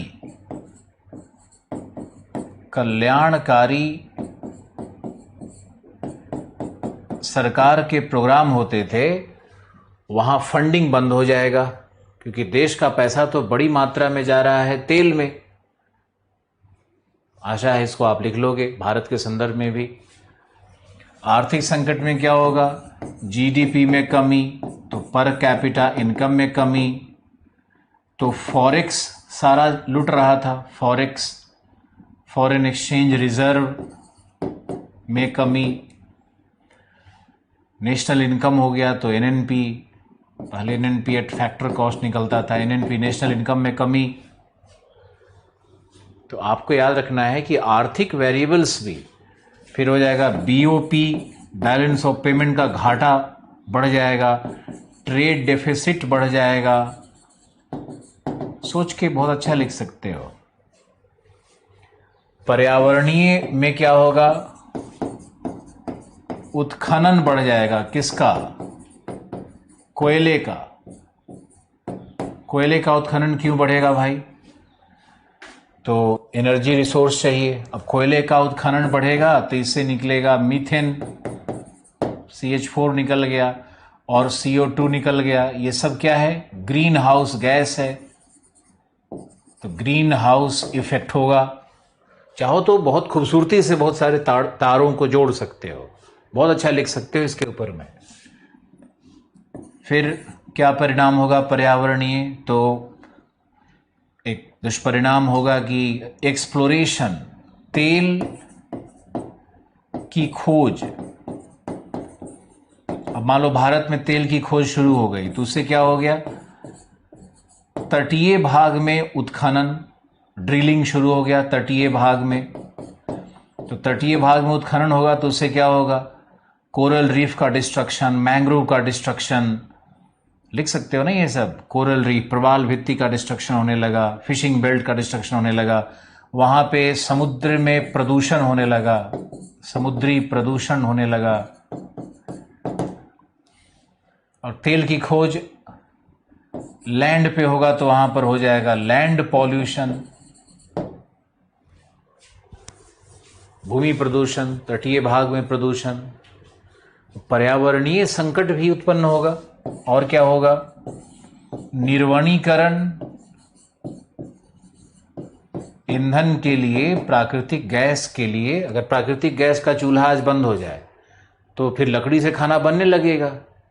ये प्राकृतिक गैस को गांव-गांव में पहुंचाना, इसको पूरे अंतर्राष्ट्रीय समुदाय ने, और स्वच्छता अभियान को चलाना, पूरे अंतर्राष्ट्रीय समुदाय ने भारत, मोदी जी की बहुत बहुत बहुत बड़ी तारीफ की है। भारत में सब कुछ सफल तो होता नहीं है, लेकिन फिर भी आंशिक सफलता का कहानी जारी है। तो निर्वनीकरण कर देगा। तो निर्वनीकरण से क्या होगा? दुष्परिणाम, ये सब आपको मालूम है। तो ये है दुष्परिणाम। अगर आपने इसको लिख लिया तो मुझे बताएं।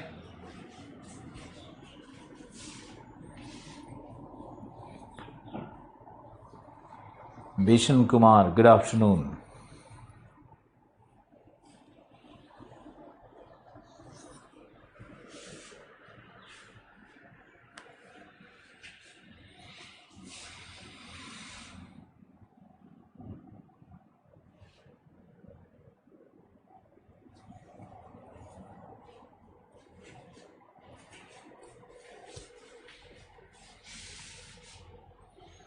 भूराजनीतिक परिणाम, सामाजिक परिणाम, आर्थिक परिणाम, पर्यावरणीय परिणाम।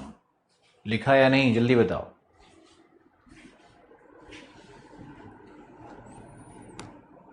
इसको रिपीट तो नहीं करना।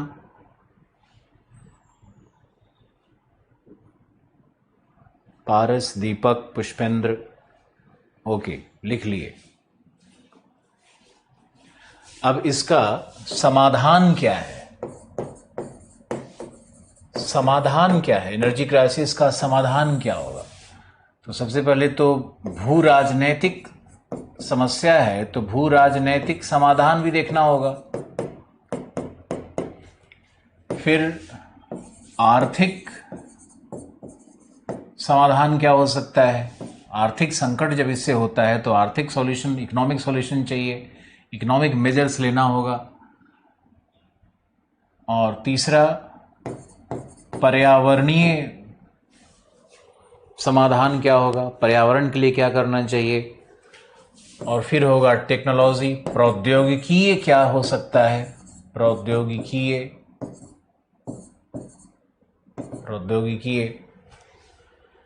टेक्नोलॉजिकल सॉल्यूशन क्या हो सकता है?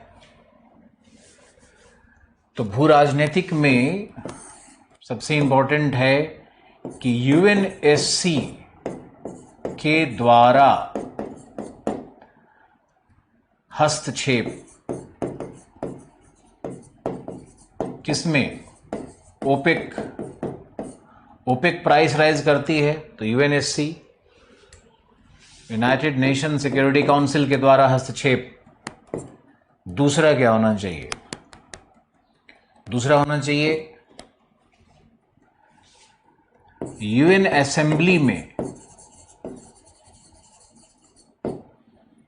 प्राइस हाइक पर, मूल्य वृद्धि पर डिबेट होना चाहिए। यह भी एक तरह का दबाव समूह है,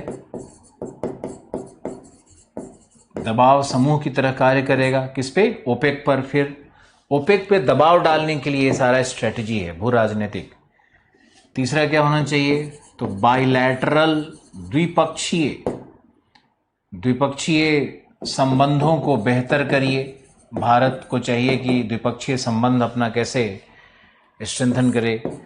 फिर हो सकता है कि आर्थिक समाधान में एक याद आ रहा है कि ट्रेड यानी व्यापार विनिमय को बढ़ाइए, ट्रेड एक्सचेंज, कल्चरल एक्सचेंज, सांस्कृतिक विनिमय, व्यापार में विनिमय। वो हमको तेल दे रहा है तो हम कोशिश करें कि हम उसको पैसा ना दें, हम कोशिश करें कि तेल की जगह पे हम उसको कॉटन टेक्सटाइल दे दें, फार्मास्यूटिकल इंडस्ट्रीज, केमिकल इंडस्ट्रीज, कुछ इस तरह का, कुछ आयरन स्टील, कुछ इस तरह का दे दें, इलेक्ट्रॉनिक्स से कुछ दे दें। तो इस तरह का एक्सचेंज होना चाहिए। फिर है बायलैटरल संबंधों को तो मैंने बता ही दिया। तो भू राजनीतिक समाधान भी इसके हैं। फिर है world bank, IMF, Asian development bank के द्वारा हस्तक्षेप और वित्तीय सहायता, इस तरह का भी पॉइंट आप जनरेट कर सकते हो। इसमें एक और लिख लो कि वेस्ट एशियन क्राइसिस को खत्म करना, वेस्ट एशियन क्राइसिस को खत्म करना, वैकल्पिक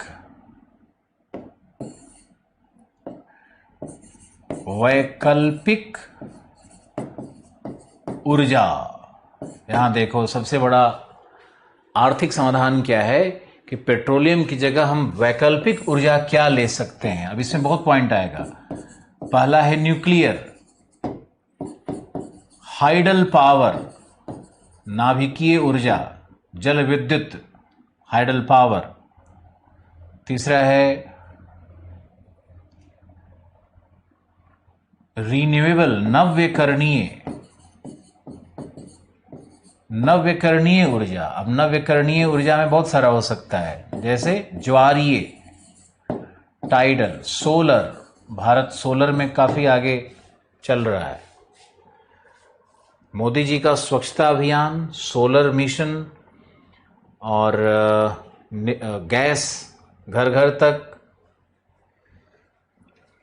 ट्रिपल तलाक, नागालैंड नॉर्थ ईस्ट सॉल्यूशन, 370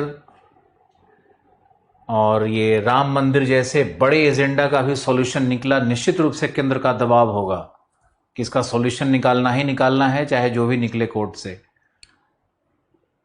तो अगर डीमोनेटाइजेशन, GST,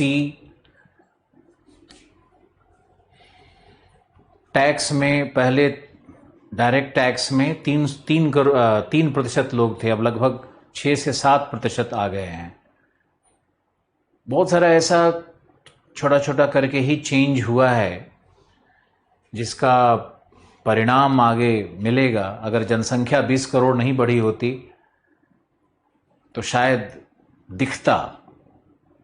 कुछ दिखता। स्विस बैंक घाटे में जा रही है, कितने लोगों को मालूम है? कल के न्यूज़पेपर में आया था कि स्विस बैंक के खाते में वृद्धि नहीं हो रही है। सब भारतीय लोग चोरी कर करके वहां भरता था पैसा। अब इतना बड़ा डंडा ऊपर से है कि यहाँ से स्विस बैंक का जो सब था ना, वो ब्लॉक हो गया है। इसके पीछे कई लोग काम करते हैं, ढोबाल जैसे कई लोग चारों तरफ सिस्टम में बैठे हुए हैं, उनसे सिस्टम चल रहा है। सोशल मीडिया से सिस्टम नहीं चल रहा है। हम लोगों की आदत है कि हम लोग तुरंत हर चीज़ को धर्म जाति से देख करके, और जानबूझ के नेता सब धर्म और जाति का चश्मा लगा करके दिखवाता है, तो बड़ी बड़ी चीज़ें तो कुछ दिखती नहीं है। कुछ अच्छा कहो तो भारत 2 भाग में बिल्कुल बटा हुआ है, वो इसको कुछ भी कहता है, वो उसको कुछ भी कहता है।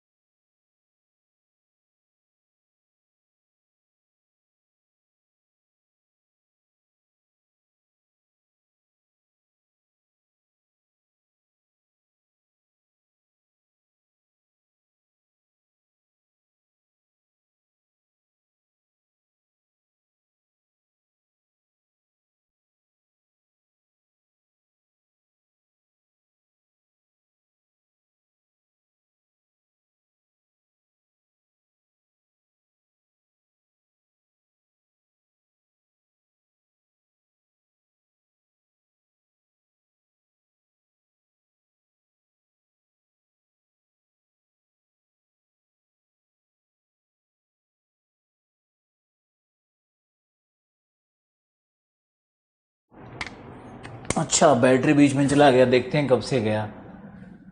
अभय शुक्ला, बैटरी बदलो सर। ओहो महावीर, किस्मत हमार खराब है भैया,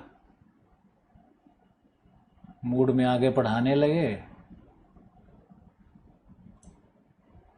5:25 में गया है,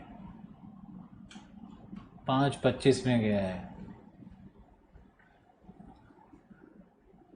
अभी तो आ रहा है ना, अभी तो साउंड आ रहा है ना।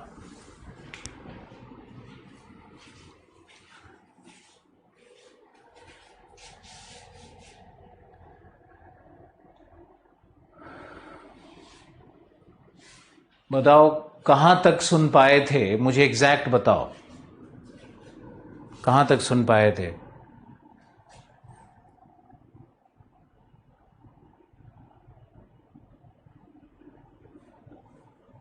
इन्वायरमेंटल सॉल्यूशन से। अच्छा अच्छा, ओके, मतलब यहाँ गायब हुआ।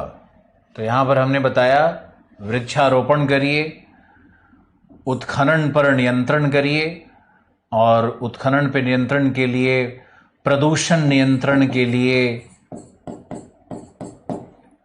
नियंत्रण के लिए कानून बनाइए। वानिकी करिए, जिसमें कि वैसे प्रदेश जहां वन कभी थे ही नहीं वहां भी वन लगाइए, तो हो गया एफॉरेस्टेशन। और जहां वन थे, वन कट गए, उसको कहते हैं रिफॉरेस्टेशन। पुनर्वानिकी, रिफॉरेस्टेशन। तो पर्यावरणीय समाधान है इसके। प्रौद्योगिकीय समाधान में मैंने बताया कि बायोडीजल का प्रयोग, जैसे जटरोपा, बकरी भी नहीं खा पाती इसको। इथेनॉल का प्रयोग, इथेनॉल। फिर है एल्गी कल्चर, एल्गा कल्चर इसको कहते हैं। एल्गी कल्चर गुजरात कच्छ के कोस्ट पर भी हो रहा है। तो एल्गी से भी बायोडीजल मिलता है, उससे भी डीजल मिलता है, मतलब हाइड्रोकार्बन बनाया जा सकता है, जिसको कि मिक्स करेंगे हम लोग। फिर अल्कोहल, फिर है लिक्विड कोल, कोल को लिक्विफाई कर दो तो लिक्विड कोल। प्रौद्योगिकी में फिर है solar voltaic cell, solar voltaic cell. फिर है fuel cell, biocell, fuel cell, biocell. ये तीनों ही सेल का प्रयोग किया जाता है। तो प्रौद्योगिकीय समाधान भी हो सकता है। फिर है आपका वो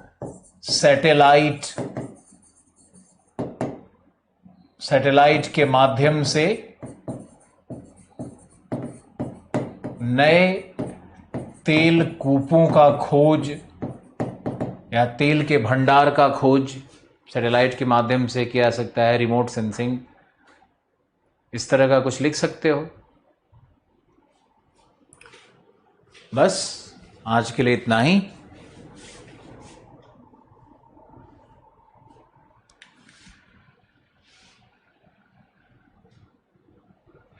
अब ये सारे जो पॉइंट्स हैं ना, उसको आप अपने ढंग से भी ऑर्गेनाइज कर सकते हो।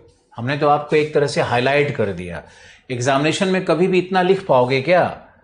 इतना सारा पॉइंट्स दे दिया है इसमें। प्रौद्योगिकी में ही लगता है 4, 7, 8 पॉइंट हो गया, तो ये 25-30 पॉइंट है, इतना नहीं लिख पाओगे आप।